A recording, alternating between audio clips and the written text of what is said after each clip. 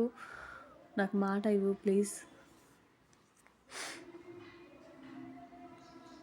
కైలాష్ తప్పకుండా నా చెల్లెలి కోరికను నేను నెరవేరుస్తాను అని మాట ఇస్తాడు.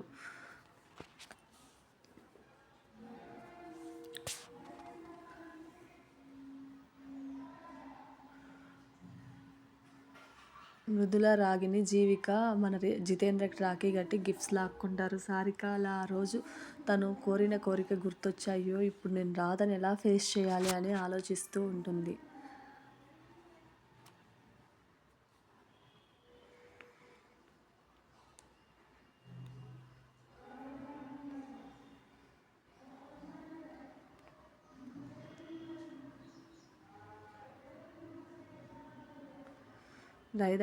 రాధ కైలాష్ వాళ్ళ హాస్పిటల్లో వర్క్ చేసేకి ఒప్పుకుంటుందా చూద్దాం తర్వాత ఏమైంది అనేది.